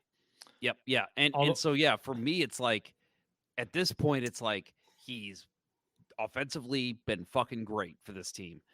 Positionally, for the most part, he's been good. He does get caught glitching, like you said. I agree. Yeah, in front of the net, sometimes he is way blocking the goalie because he's a big boy too. But like, he gets the puck out of the zone. He breaks up passes. His sticks are in the lane. He has been a little physical, and he will ride guys into the boards if he has to. Like, he's winning puck battles. He's doing so many good things constantly to where it's a lot more noticeable now when he fucks up, because before it was all the time. Well, now it's like once or twice a game. You're like, what the fuck are you doing, Parayko? At least in the Columbus game when the Blues, the one they lost 2-1, the biggest fuck up on defense was not that play. That was the next goal. Was we had two defensemen behind the goal, leaving Sillinger wide open in front. That was ridiculous. And that wasn't Parayko. That was Falk and Fowler. They both went behind the goal, behind the end red line, and the puck slid out to Sillinger's wide open in front, scores. That was terrible. That is hockey 101. Yeah, both defensemen should never be behind the net. Right. Yeah. Right. Not unless their offense is saying, I've got the post, which nobody was. And even if they do, then there's defensemen out high. They're wide open, It's like, just don't chase behind the goal. Even at that point, go to the post. I know I'm beer league, but like, even at that point, I'm still, as a defenseman, if let's say there's a puck battle behind the net with my other defender, I'm telling the forwards, get back there and help them. I'm not fucking moving. Like, I'm blocking this pass lane. I'll tell you what. I said this to people, and I would do this myself. I'm like, okay, this is not technically how you're supposed to do this. This is against the rules in hockey. Like two defensemen behind the red line, whatever. If you do break, like what Steen did against the Kings in overtime when they're killing the penalty, you don't do what he did. But it worked. If you're gonna do something that you're not supposed to do, you better make sure it fucking works. Right. But right, that was the element of surprise, right? Steen knew what he was doing at that moment. Well, and he said he was going for a line change directly after too. So yeah, but he knew that, right? And knew that he could give that one super hard effort, try to steal the puck and make a play, and it worked out. It was super dangerous because if he misses and gets caught up ice, that's a 5-on-3. Well, and it's like, even in that play, I don't think he was planning on stealing the puck and wrapping it back in front. I think it was, I'm going to steal the puck and go behind the net and try to hold the puck as long as possible. But then it was like, oh, wait a minute, there's no fucking defender here. I'll just wrap it right back in front. I just think he went back there trying to disrupt something. So I'm going to take this puck. Yep. And exactly. there's no one else back here. If I can score, I can score. If not, I'll kill time. Whatever. Fuck it up. Disrupt them. But yeah. On that goal against Columbus, right? It was Sillinger who got the goal, but Belleville Blues got the assist. Belleville DeVoe. Now you know. Second period in this game against Calgary, nothing happened. Holloway had a ringer off the post on a one-on-one play. Great shot. Just my god! Vladar did get a piece of that with did the he? blocker. Okay. Yeah. That thing was a laser beam. Oh my god! Woo! Bennington made a great save on a 2-on-1 on Kadri. Gotta love Bennington. Bennington made like 3 really solid saves on Kadri. Kadri tried to catch him at a couple of inopportune moments, but Bennington was on top of it. Kadri did get an assist in this game, so he was. I had the thought in my head right as Bennington was getting announced as one of the starters of the game. I'm like, man, how awesome it would be if he came out with an empty water bottle and threw it in the crowd. Well, you know what? Did you see the replay where Kadri skated through the top of the crease and hit Bennington? He ran through and he gave him a shot, elbow, whatever, arm shiver, whatever, as he comes through. Because Bennington he came from Bennington's blind side, so he didn't see him coming. He just I mean, between the defenseman and the goalie, and he hit him, and you could tell it was on purpose. He didn't try to get out of the way. He hit him. It's just that's how Kadri is, and of course it's Bennington. And the history there is just amazing. Yep. Okay, so this pissed me off. I don't know if you guys saw this or not. Less than a minute to go in the second period. Blues are up 1-0. Kyrou stopped skating. Did you see this? There's a dump. The Blues dump the puck in, and it's like a foot race for the defenseman and Kyrou for the puck. And Kyrou just like stops skating. He glides. Lets the defenseman go in first and totally gives up on the play. And I'm like, why? What? It's a 1-goal game and a game it's a playoff-like game. Why would you give up on that play? You're a forechecker, and it's not like we had, you're the only guy, and there's one defenseman back. It's not like it's not like, oh, we don't want to pinch in. We're up by a goal. No, you're the lone forechecker. That's where you're supposed to be. And he just gave up on the play. And I don't recall this, but it's not surprising. I do not. Sometimes I'm yelling I'm telling my daughter Zoe, I'm like, look at this. He just stopped skating and he lets the defenseman get position on him, like 20 feet before the corner, and then he kind of glides in behind him and then just peels off. He didn't even care. He could have beat him to the puck. And I'm like, what? Why? So that just pissed me off. I'm like, just maximum effort. Right. And 6:06 of the third period, Kevin Ball, who was stirring stuff up in this game a little bit earlier with neighbors, scores near post. Bennington off his angle a bit. I thought, Bill, what do you think? It was a wrist shot. He saw all the way from the outside the faceoff dot. Near post, I'm thinking he should stop that goal. He probably should. The one thing to Ball's credit, they called this out in the Calgary feed. He changed the angle on. He got the puck.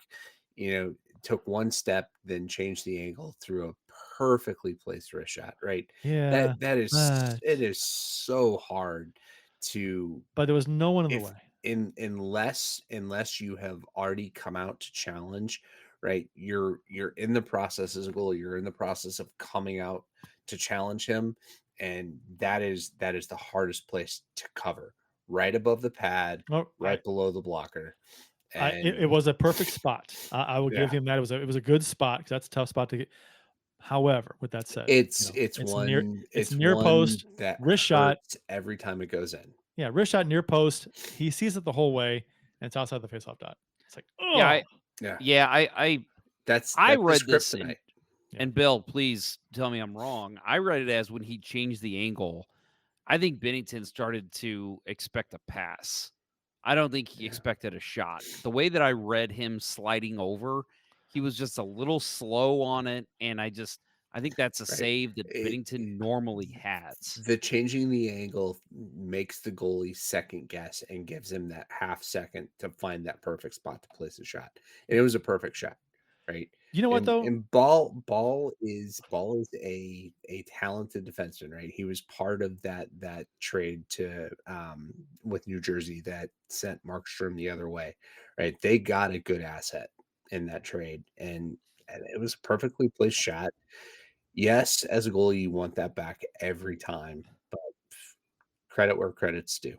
You know, he does change the angle, but as far as like he winds up for a slap shot, he's going to take it, then pulls it back, and then takes a couple strides in and takes a wrist shot. So that's what you're talking about as far as changing the angle.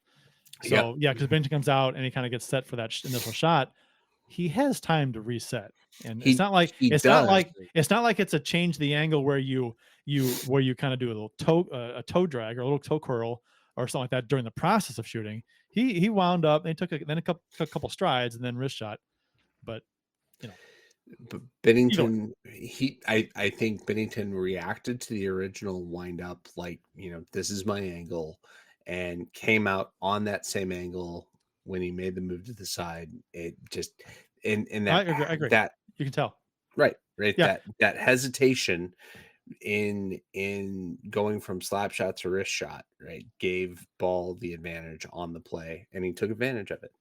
Yeah. No, I agree. You can I'm watching now. You can see him slide out top of the crease, right, when he winds up, and then when he pulls it down and comes in a couple strides and lets it go, he doesn't really move over any. Maybe a little bit, but not much. And that's where he got beat. So again, I think that's just I think I don't know. I'm being picky. One goal against. He played a great game, but you know, right. But I think it's worth noting that I think that is a save Binnington probably should have had. I know Ball made a nice move, and you know there's a lot going on. And like I said, I feel like Binnington was reading pass once he made that move, but I still think that's one. Yeah, I think he does need to have it. You know, we're quick to praise Binnington. I think we should be quick to also say, yeah, that's one he should have. But and other than that, he played very well. Right. Go back. So that's also, I think, the book that's been developed on Binnington is blocker sides where he can be vulnerable. Go back to the Minnesota game, right? The first period, every fucking shot they took was at his blocker. Yep. And so there is a read on him, and Ball got it right. Yep. I don't know if he was expecting the pass. I'm looking at it here and I'm like, because he's challenging hard on the shot. I don't know if he's expecting a pass or not. Nobody's open. Maybe it's in the back of his mind, but there's nobody open. And like you said, I think with him changing the angle, I think Bill's right. I think it just makes him second guess what he's going to do with the puck. I don't know. Maybe I just thought he was coming in closer to shoot, but either way, a little later in this game, Neighbors had a chance in alone. Got the puck in deep and had and passes like Craig Janney, right? Backwards in the slot when you're in alone. And it was a bad pass to Bushnevich, who was in his skates and he never got a shot on net. And I'm like, you had a chance on top of the goal, 5 feet outside the crease, and you pass it like almost a blind pass to Bushnevich. Isn't it more frustrating when it's a shooter too? Like when it's him or Kyrou that does it. It's like stand it. Fucking shoot. It's a tie game in third period. That has been Bushnevich's MO this entire season, right? Is make the wrong puck decision every fucking time. And I'm worried that it's becoming a pandemic on this team. But yeah, that is a great analogy. The Craig Janney thing. That was the Blackhawks, right? Janney had a breakaway. And he passed his back. Yeah. Like, what are you doing? That was 30 fucking years ago. I will never forget that. I will never forget that. And he was, because he's pass first guy, pass. And I'm like, oh, breakaway. He ain't passing that. Well, the hell I ain't. He's passing that one. Stop passing up golden chances. Yep. Now, with that said, if it's a good pass on Bushnevich's tape, it's probably a goal, because and then we're praising Neighbors. It was what I'm saying is, it's a high risk play. it's a high risk play, and he has to execute it perfectly. Otherwise, it goes back to what I said earlier about doing something you're not supposed to. If you do it, you better execute it, because if you don't do it right, you're going to look stupid. And that's what happened here. He should have shot, and it was a higher risk play to pass. And if you makes the pass, it's beautiful. It's a great goal. But right, that was literally one of those where this was exactly what I did. I know. Yeah. Not even a shot. Right. Really? No, the only decision there is, where do I want to shoot this? Not can I possibly pass this? Right. It's like you make the shot. You make the shot. You put it off the pads. Buchnevich is crashing. Good chance he gets the rebound. It's always it's always one or the other. It's always go one or for the other. 5-hole, and if you miss it, you got a good chance there's a rebound popping back out. It's always one or the other, right? Though it's like either you feel like, oh my gosh, you had happy hands, you shot it too quick, you didn't take your time, or you took way too much time, thought too much, and made a stupid pass when you should have shot it. There's most of the time it's either or. I'm yelling at the TV. It's like, oh my god, you had time to shoot it, and you didn't have time. You didn't have to shoot it so quick. You had time to pick your spot, but Foxa scores huge goal on a street hockey like tip.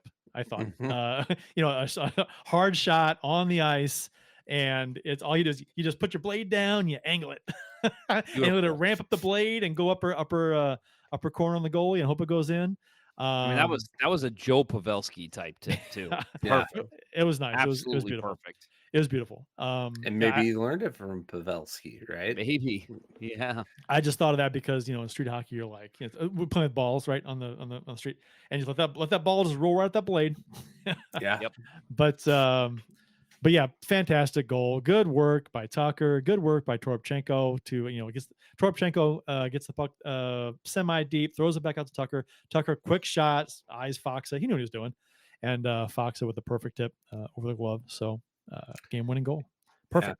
Yeah. The Calgary feed, they were a little down on Vladar because it was so high out in the slot when he made the tip that he had a chance to get it, but it was a double screen, right? Tough. Yeah, it was Foxa created a screen of his own, and then it was it Toropchenko that got in front of the net? Let's take a look. Toropchenko throws it, and that was Joseph. No, yeah. Toropchenko was not in front of the net. Joseph was. Right. Joseph had a great game too, right? His penalty killing was insane. He better be back in the lineup tomorrow night. No lineup changes, right? No, I mean, exact same lineup. But I'm going to go out on 2:30 neighbors announcement though. Yeah, got to worry about that. I want to see Thomas and Buchnevich broken up. I think that they need a break from one another. They are not reading off each other. Buchnevich's passing and turnovers are causing Thomas to be, have to worry too much about the defensive side of the game. And I think he's getting tired. I think he is tired of, having to cover for bad decisions by Buchnevich. I don't think I'm looking at the replay on that goal. I don't think there was a screen on that goal. I think he saw it. Just a good tip. Still, I think that's again finding issues with Vladar. Yeah, I do too. Such a good because the angle from behind the shot, he saw it. Right. And if you're going to have issues, it's got to be with Calgary's defense because you got two Blues in front of the goalie. Right. Right. Yeah. Yep. And you said it was a hard shot, which it was, but it's like that was far enough out too. Calgary could have tried to make a block there. And there was just, I don't know. There was one guy out. Right. There's nobody to block it though. One guy. Tucker beat one guy out at the slot. Right. Yep. There's no one. I mean, there was no one to block it except for whoever that is who's 20. But that's what I'm saying is, a shot out high like that, you want to blame anyone, there should be a forward on that point man. Oh, there was, but it was right at the point of the shot. So yeah, it was Blake Coleman. Yeah. So I mean, he tried to block it, but he just couldn't. So yeah, in my opinion, not the most exciting game, except for the third period was pretty darn good. Are you done But going over the game? yeah. All right, I just What want you to wanna add. say? I thought at the end of the game, Blues were fucking phenomenal with some blocks. Some really good moments. Oh, yeah. Fowler and Foxa especially had two very, very nice blocks late. And then I thought so. First of all, they outblocked. Is that right? They outblocked the Sure, Flames. why not? Sure, why not? 18-13 in this game. And then in the final 5:20 of the game, they had 6 blocks. The Blues did, all from 6 different players too. And especially want to call out Fowler and Foxa. They had 2 massive blocks late that kept Calgary off the board. So I think Montgomery at the end of the game thought about it being like an all-team effort, gritty game, gritty win. With them 100%. Tough blocks Blues too. really went all out. Tough blocks too. The kind of they're going down and sticking the skate out, and it goes off a boot. Yeah, they're not just like standing there, and it hits you. You had to go down and get it to block it. The Fowler block was off the inside of the boot. Yeah. That's those scary. are not fun. those are rough. Oh God. Yeah, please don't hit the ball of the ankle, please. Yeah, I've had so many go off like the top of the ankle, and all of a sudden the next day it's like, it's a high ankle sprain. Hooray! One time we were playing at All American. We showed up for a hockey game and a playoff game, and they gave us the wrong date. I've gone over this, but we played Team Missouri. Phil Maroon. It was Phil Maroon's fault. It was Phil Maroon's fault, fucker. But he told us the wrong day. We've told this story too many times. Oh yeah, I know. But so Team Missouri that was there practicing for, I don't know what what level they were, but so we scrimmaged them because we were there. They asked if we want to scrimmage. Okay, sure, fine. And I took a slap shot off the front of the ankle. Oh, like the tongue, under the shin guard. Oh fuck! It swelled up like nobody's business. Yep, that's one of those where you start to take your skate off, and you're like, if I take my skate off, I'm done because I'm not getting my skate back on. I didn't take it off. No, after the game was I'm over. going to leave it on, and I'll be fine. Yeah, I wasn't fine, but I was. I mean, I made it through the game. It was a stupid scrimmage too. It wasn't even a game. It was a rough ride home, though. Yeah, well, we went to Subway afterwards, and I was like, "Oh my!" And people like looking at Subway, like, "Oh my god!" Like, yeah, it's rough. You guys got elephantitis of the foot. Elephantitis of the ankles. Yeah, so I thought the power play was disappointing in this game against the worst penalty kill in the NHL. Only 2 chances, right? But still. I thought the first power play looked good. It just didn't score. Second power play was pathetic. Didn't do anything. No. So I think the fact that we keep fucking rolling Oscar fucking Sundqvist out on the power play on this team is going to be another reason I think we talk about and Bolduc didn't play in this game either, when we missed the the playoffs at the end of the year. And and to see him playing on the power play when Bolduc isn't even dressed. Yeah. I mean, I get it that Bolduc is, is in fighting a little bit lately, but still, come on. Right. Make him a specialist. But they don't do that. A good way to maybe get out of a little bit of a slump is to set him up on the sideboards and just let him fire one-timers, right? I mean, on the power play. I don't know. Yep. Put he's got that shot. Perunovic and him, Perunovic setting up Bolduc on the second power play unit. He's got that shot. Let it go. Yeah. I mean, we talked about that earlier in the season. He was after the first so many games, he was productive because he was shooting. So and when Montgomery came over. So Calgary outshot the Blues 20-25. Blues won the faceoff battle 52.3 to 47.7. Blues have won the first 2 games of this series in this season series, the 3-game series against the Flames. They play again Thursday, tomorrow. So if you listen to the podcast tomorrow, it's tonight. And if you listen to it Friday, it was yesterday. If you listen to it Saturday, it was 2 days ago. 2 days ago, right. Exactly. So Thursday the 16th. Yeah. If you're listening to it Saturday, we're playing used to be Arizona tonight. Yeah. Get ready for the Coyotes. So I think, and so again, the hockey club. This winning this game on, like, if they had lost this game, it almost, I mean, obviously it makes Thursday's game a must win, but I think it makes it more of a must win now because you've already, so you'd be 7 points out if you had lost last night. So it's disappointing. So if you win tomorrow, it's 5 points out. If you lost, that's like, you're still 5 points out. But now you can get within 1. So it's almost like you have to finish the job here. You have to beat Calgary twice. You can't just go 1-1. That's why I'm saying I think you got to beat Utah too. That's what I'm saying. Absolutely got to take care of business this week. You have to win 3 in a row. You can't. The game last night against Calgary, the game Thursday against Calgary, and the game Saturday against Utah, because these 3 teams that were all like bunched up right there, bang, bang, bang, we're all right together in the standings. Yep. So I mean, you beat Calgary once, you won the first battle, finish it off. Okay, sweep the season series, beat Calgary, and then go into Saturday and win 3 in a row for the first time all season against Utah, a team is right behind you, and you should have confidence. You've won 3 in a row, you're beating teams around you, and then you go into a stretch of games against some tough teams. So you need that, I think. I mean, if you believe in momentum at all, carrying over from game to game, and to get on a roll, this team needs to be on the roll now because the game's coming up.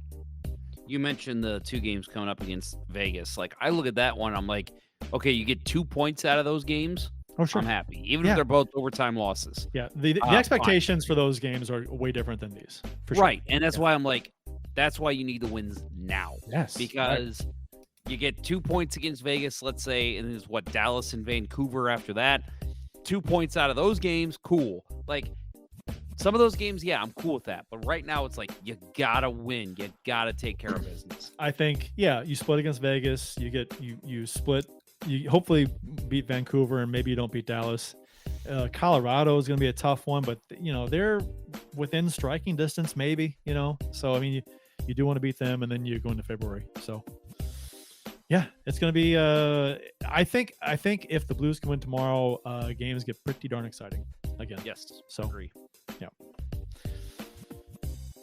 It's about next up for the Blues, we just talked about that. We don't have to do it again. So anything else you guys want to chatter about? Anything going on in the chat here? Yeah, eventually we'll do Bill's Save of the Week again, but this fella needs to start giving me notice so I can clip it off for him. Right. I'll just briefly mention if we did it this week, it was Joel Hofer on Robbie Fabry in the Anaheim game. The breakaway, Fabry stopped him on the first shot. The second save was a thing of beauty. A classic leg up kick save that you don't see much anymore, which I don't think that bodes well for Hofer. He's been getting a little too excited, I think, with his feet lately. But my comment is that when I saw that, I felt like I was back in the 80s watching my old Jim Park "The Puck Stops Here" training videos. Kick out that leg, boys. It was that second save was something else, and that was the only save this week that brought me out of my seat. I can't remember who it was now, but I was watching a game this past week, and somebody made a 2-pad stack save. I love those. They're fun to see. Who it was? It might have been Darcy Kemper. You know what, kids? I meant to grab it and send it to Bill and be like, "Hey, let's break down a 2-pad stack this week," but I totally forgot. Kids nowadays, they don't. I don't think they appreciate when they see a 2-pad stack. They don't understand, right? Of what that means. Yep. No. My favorite is when we're winning by a lot or losing by a lot on either of my teams, and somebody gets a breakaway. I always start yelling at my goalie, 2-pad stack, 2-pad stack. Make him get it over you. That's funny. It is one of the most fun things to do. 2-pad stack into the cartwheel. 2-pad stack in the cartwheel, the windmill glove save. Yeah. Oh my god, all day. It's so pretty. Yeah, goaltender saves nowadays, they're fundamentally more positionally sound, technical. Right. They're too technical. Stuff's not as pretty anymore. You don't see goalies flopping and flipping all over the place like they used to. Back in the day, back in my favorite era. Late 80s, early 90s. Good stuff. Darren Pegg. Darren Pegg and Dominic Hasek, though, right? He's the guy that like he was the most like if there was a goal like if you compared goaltenders to music, he was jazz, right? He was so improvisational. Yeah. Roman Turek was heavy metal for sure. I'll never. Well, his mask reflected that a little bit. Yes, but I'll never. I mean, Chicago had Belfour and Hasek at the same time. Right. Hasek and lost the Stanley Cup final. And lost the final. Yep. Yeah. That's bananas. So I mean, that was to Montreal. No, that was to Pittsburgh. Pittsburgh, right? All right. Yager's breakout. That was their first cup, right? Second. First one was against Minnesota. Yeah, that's right. Yep, that's right. The North Stars. That improbable year. Yeah. Yeah, the year that the Blues should have beat them. They should have. Yep. And that was the year the Blues beat the Hawks. 93, right? Yeah, the Blues beat the Hawks in the sweep. Man. Yep. And we were going, man. And then another Craig Janney reference right there, right? Yeah. Fucking terrible. I think that'll do it. That'll do it. I think that'll wrap up episode 16 of season 14 of the original St. Louis Blues Hockey Podcast. Let's Go Blues Radio. Thank you for listening, and thanks to those who participated in the YouTube and Facebook live chats during the live show. We hope you enjoyed it as much as we've enjoyed bringing it to you. For Jeff Honor and Bill Damcraft Price, until next time, everyone, beat Calgary. Let's go Blues. Calgary. Let's go Blues. Roll Tide. Let's go Blues. Check out the Let's Go Blues Minute. The Chiefs are at home tonight against Sport at the War Memorial at 8. Good seats are still available. A look at fourth. I think that went very well. Thank you for listening to Let's Go Blues Radio. Now take off, hosers. I want you to have a heart attack and die so that we never have to do this shit again. Well, there's 90 minutes of your life you'll never get back. Sorry. St. Louis Blues, St. Louis Blues. Have you heard the news about our St. Louis Blues? They've only just begun, they're on their way to number one. Now there's no more blues for our St. Louis Blues. The Blues are on the ice tonight again. They're rough and tough and got the stuff to win. They'll always get one more, no matter what the score. They are quite a hockey team, my friend.